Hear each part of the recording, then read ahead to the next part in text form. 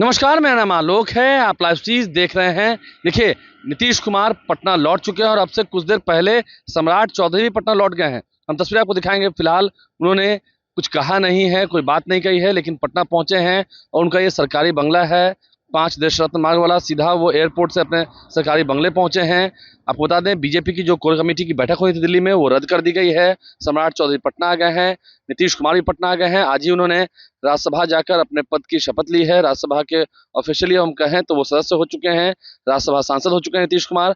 और अब नीतीश कुमार पटना लौटे हैं क्योंकि उन्होंने दिल्ली में कहा था कि जैसे ही हम पटना पहुंचेंगे उसके बाद बाकी जो काम है वो भी हो जाएगा, यानी कि जो उन्हें इस्तीफा देना है और नई सरकार का गठन होना है वो काम भी हो जाएगा। देखिए, अगर मुख्यमंत्री की हम बात करें तो मुख्यमंत्री के पद के लिए सबसे जो चर्चित चेहरा है, सबसे जो प्रबल दावेदार हैं, वो सम्राट चौधरी। उनके नाम की काफ़ी चर्चा हो रही है और सम्राट चौधरी भी पटना पहुंच चुके हैं नीतीश कुमार के साथ। वो राज्यसभा भी गए थे जहां उन्होंने शपथ ली हो। देखिए, सम्राट चौधरी पटना पहुंचे हैं। एयरपोर्ट की तस्वीर आपको दिखा रहे हैं, जहां पर जब वो उतरे उन्होंने फिलहाल कुछ कहा नहीं है, शांत हैं सम्राट चौधरी। ऐसे भी उनका थोड़ा शांत स्वभाव है। सम्राट चौधरी ने फिलहाल कुछ कहा नहीं है, कोई प्रतिक्रिया नहीं दी है, लेकिन सूत्रों की कंफर्म बात माने तो सम्राट चौधरी ही फिलहाल विधायक दल के नेता हैं, विधानमंडल दल के नेता हैं और अब एनडीए विधानमंडल दल के नेता चुने जाएंगे कुछ दिनों के अंदर, यानी कि खरमास के बाद 13 अप्रैल के बाद 14 अप्रैल को नीतीश कुमार इस्तीफा देंगे। उस दिन बाबा साहब भीमराव अम्बेडकर की जयंती समारोह है, उसमें शिरकत करेंगे। सम्राट चौधरी भी शिरकत करेंगे।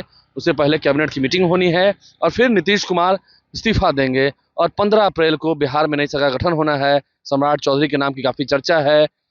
सिर्फ औपचारिक घोषणा होनी बाकी है, औपचारिक ऐलान होना बाकी है और सम्राट चौधरी भी पटना पहुंच चुके हैं। अब से कुछ देर पहले मुख्यमंत्री नीतीश कुमार पहुंचे, सम्राट चौधरी भी पटना पहुंचे। इनकी तमाम तस्वीरें आपको दिखा रहे हैं और अब बैठकों का दौर शुरू होगा। पटना में भी बैठकों का दौर शुरू होगा, क्योंकि अगर हम बात करें नई सरकार बनने की, बीजेपी के लिए बड़ा मौका होगा। कई सालों के बाद बीजेपी बिहार में अपना सीएम बनाएगी, तो इसके उनके लिए एक खुशी का विषय।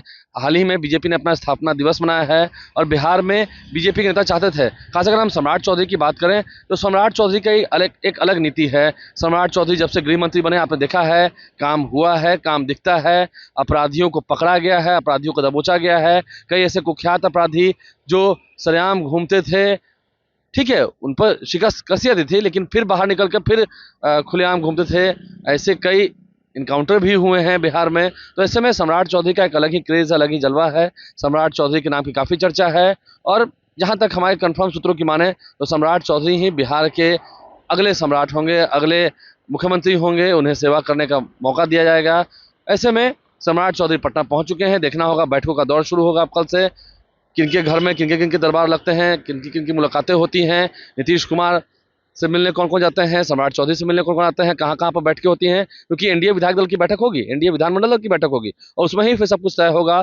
और फिर नेता चुने जाने के बाद शपथ ग्रहण समारोह होगा। सभी जितने जेडीयू, बीजेपी, एलजेपी, आरएलएम कोटे के मंत्री हैं, हम कोटे के मंत्री, वो सभी एक ही बार में सभी शपथ ले लेंगे। सभी का शपथ ग्रहण एक ही दिन होगा, बारी बारी नहीं होगा। तो इसमें पूरी तैयारी है, पूरा जो रोड मैप है तो तैयार है। बीजेपी के राष्ट्रीय अध्यक्ष नितिन नवीन ने पिछले दिनों न्यूज एजेंसी एएनआई से बातचीत करते हुए कहा था, सब कुछ तय हो चुका है, सब कुछ तैयारी है। नीतीश कुमार की भी बात बीजेपी आलाकमान से हो चुकी है, सब कुछ तय है, कोऑर्डिनेशन सब ठीक है। अब बस इंतजार है 3-4 दिनों का। इन 3-4 दिनों में सब कुछ हो जाएगा और बिहार में नई सरकार बन जाएगी। हमारे चैनल को सब्सक्राइब कर लें, साथ साथ फेसबुक पेज भी लाइक करें। धन्यवाद।